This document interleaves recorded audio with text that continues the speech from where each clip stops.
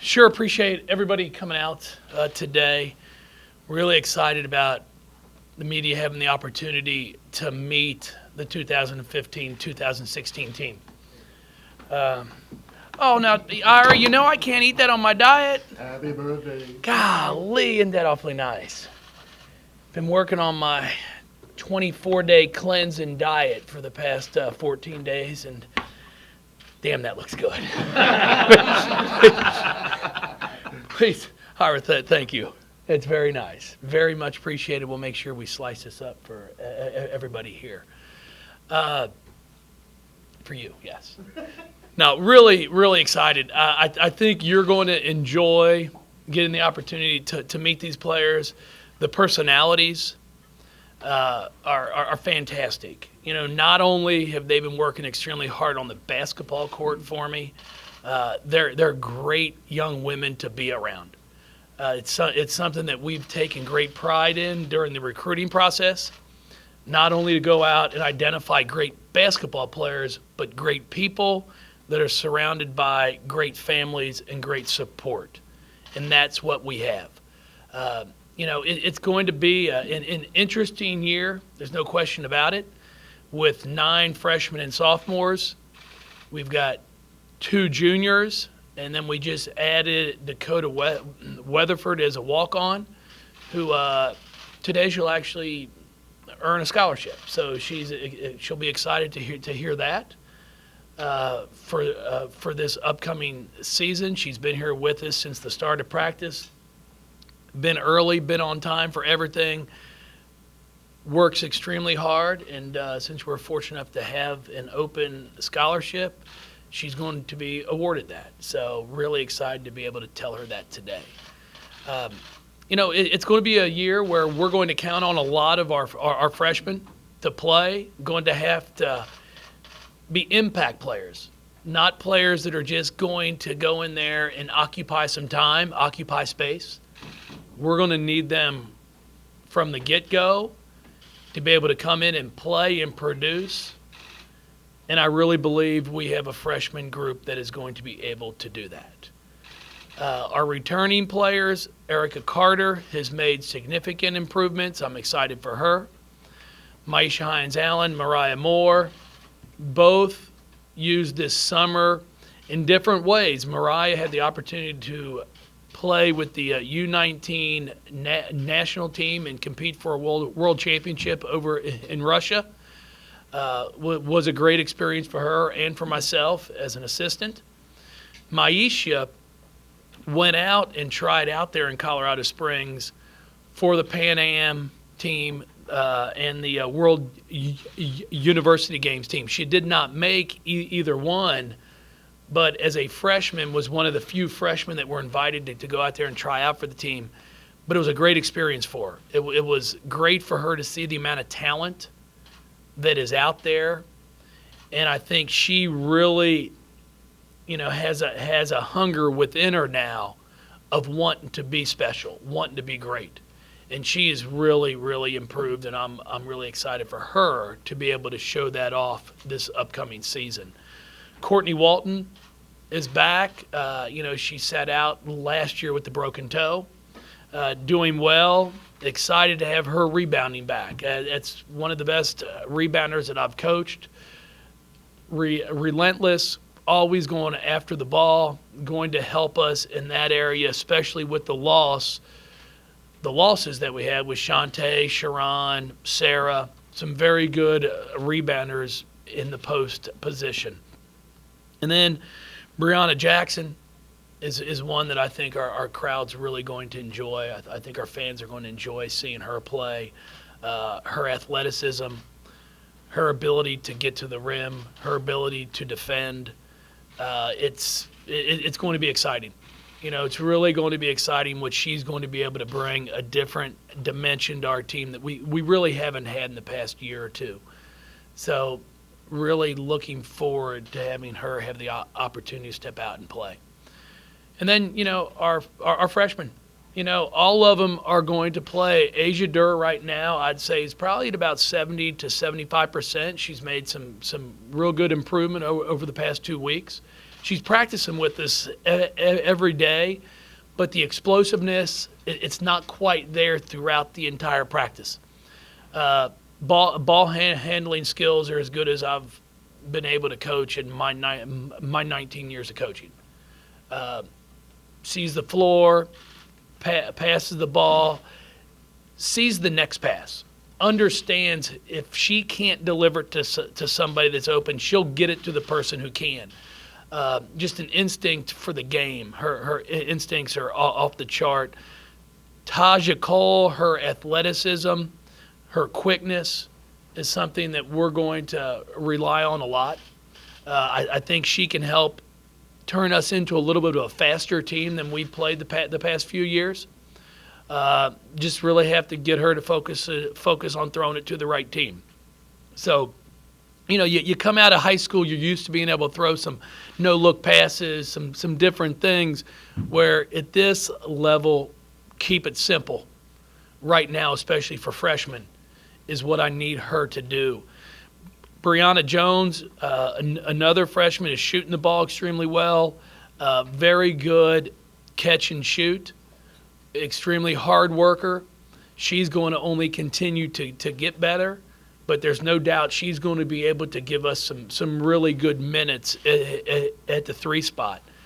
And then you've got Samantha Furing and Erin DeGreat. Erin at 6'5", a lefty, is going to be, solid. She's really gotten a ton better since the summer. She's more comfortable out there on the floor. She's running the floor well. She finishes. It's just a change. It's a big change from high school to where you played a 2-3 zone for 99% of the time. When you're 6'5" in high school, they just tell you stand in the middle of the paint with your arms straight up. Well, that's not what we're asking her to do. She's got to be able to get out and double a ball screen. She's got to be able to help on a drive. So there's been a big change, and there's a growth that she started to really embrace within her basketball game and herself, challenging herself to do things that maybe she didn't think she was able to do. But I've really been excited with that. And then Sam Furing is one also that I think is going to really impress a lot of our fans. Very athletic at 6'2", can shoot the 3, rebounds the ball well, very nice 10 to 12 foot jump shot, going to be able to play inside out for us. So just really looking forward to this season and to get things going, because we're going to start off with some real tough games right out of the chute. So it's going to be interesting to see how these freshmen respond. Any questions from anybody? I talked about it as long as I could without stuttering. Brianna Jackson, I guess, was kind of a surprise to everybody, or maybe just a well-kept secret by you all. Why was that such a secret? No, it wasn't a secret. It wasn't a secret? No, you don't. It's like it's refreshing when somebody doesn't have to put everything up on social media. Like, when am I going to bed? I woke up and, I had cereal for breakfast. It's kind of exhausting. And this was a kid that said, hey, I'm excited to come to school. She contacted us. So she's been with us for a year and a half just about now. She was here all last year. She was at practice. A few of you should stop by practice more often. You would have seen her. So it's not a secret. It's just one of those. She wants to play ball. She wants to show everybody what she can do on the basketball court. She wasn't concerned about being, in social media. So yeah, so we're excited. It was no secret. Jeff, how good is she? Compared to you, or who am I comparing her to? Well, my ability to shoot is off the chart. Well, without a doubt. No, she is her quickness is behind you. There's no question. No, she's going to make an immediate impact for us. You don't, score 28 on UConn your last college game and not be talented. The one thing I've always respected about Geno and how he prepares and coaches is it doesn't matter who they play. They're coming out there with a game plan to stop you. She scored 20, I believe, on us. at 5'6", I would expect her to probably be one of our top 2 or 3 rebounders. Just unbelievable at having a knack for going and getting the ball. Great pull-up jump shot. She gets to the rim. Can shoot the 3. It's probably not her best thing that she does, but it's something you're going to have to defend her out there because she can make enough of them. And right now, she's really been working hard on being able to get her teammates involved because she's been at places where she's had to take a majority of the shots. And now we're really working on field goal percentage. It's not about can you get 20. If I take 20 shots, I should be able to score 20. Now it's can you get 20 by taking 10 to 12 shots and then getting to the free throw line 6 to 8 times. So that's kind of the challenge that I've been putting in front of her.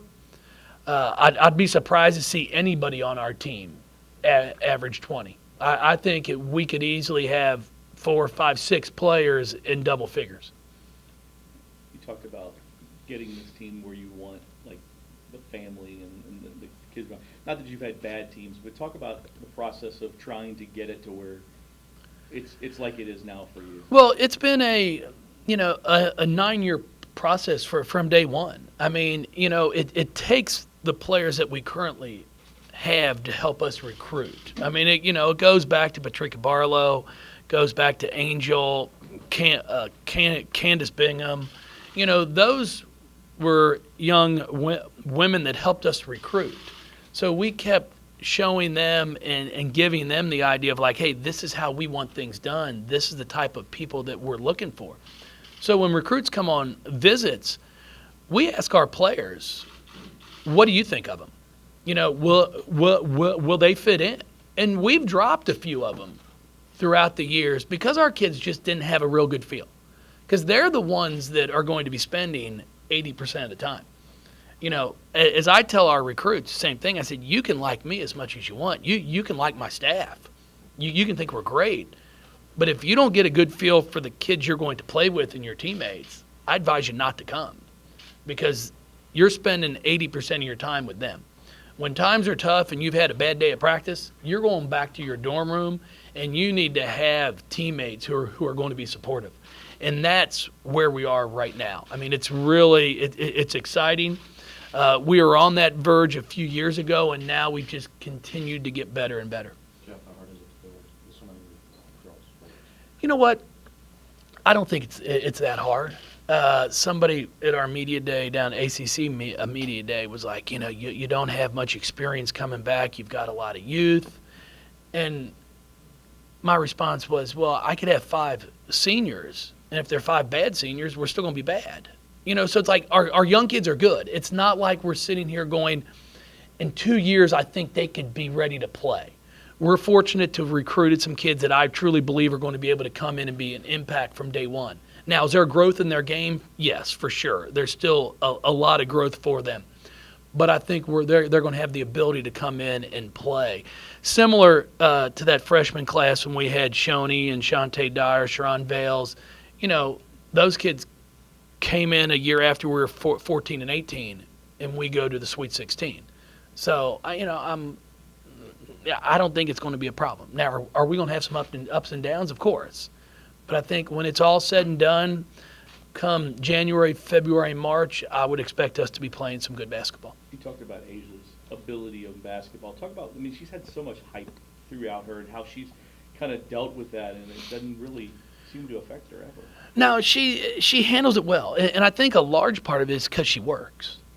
It's something when you're willing to do the work to get to where you are, your teammates are going to respect that. Anybody that follows basketball knows the kid has gotten to where she is because of the time she spent. It's not like she's just jumping over everybody and just an unbelievable athlete. It's her skill set that separates her. It's her ability to handle the basketball, her ability to create her own shot. But a lot of that comes from the hours you spend in the gym. And that's something she continues to do. So her teammates right now, nobody's going to question, okay, does she deserve to get this shot? Does she deserve to get this playing time? She's just going to outwork 90% of the people, and that's contagious with her teammates, because now all of a sudden her teammates are in the gym also, which they all work, or they wouldn't be here. But it's a matter of, I think some of them are saying, hey, I can give a little bit more. And that's, I think, what Asia brings to this ball club. Is anything that's been going on the men's side with those allegations, is that anything that you've brought up with your players or discussed? No. I mean, our kids have, great friendships with baseball, football, men's basketball players. We have a very, tight-knit athletic department here that supports each other. Did you read that SI article, and then did you have any opinion about that? No, yeah, I read the article. As I said, was when I was interviewed about it before. I think it's just poor journalism. I mean, I'm not a journalist, but if I was going to do a story, I probably might want to interview somebody a little more recent than 9 or 10 years ago. Because that's just me. I mean, I'm not a professional journalist. I have no idea, but if I was going to want to interview somebody about my program, I wouldn't go back 9 years ago from day one. Talk about the schedule, and you talked about the early on. I mean, it is kind of front heavy for a young group. No, it is. I mean, we start off with Cal. I mean, Cal is a very talented team. They have a lot of height, some very good freshmen, some good returning players. So we know right out of the chute it's going to be a challenging ball game for us. But, we do that for a reason. We've tried in the past to get good quality opponents in here for the first game, or at least extremely early, so our fans have something to be excited about. We can't schedule much better for game one. So I'm hoping that, our fan base sees that and realizes, hey, let's come out here and watch this ball game. And then I think what that's going to do is give them a chance to see our freshmen and see our returning kids, see what they've worked on. And I really believe if we can get them out there for that Cal game, they'll come back, because I think they'll be impressed with what they see. And then we travel down to Western Kentucky the following Saturday, and Michelle's done a great job there. I mean, the turnaround that she's been able to do in 4 or 5 years is remarkable. A team that's now getting to the NCAA tournament each year. They're winning their conference or competing for a conference championship. So there's no doubt she'll have them ready for our ball game. And then we go down to Naples. We're down in Florida for a tournament, which will start off with Marist. And then the other game is going to be Purdue and LSU. Hopefully we're fortunate enough to win that first game.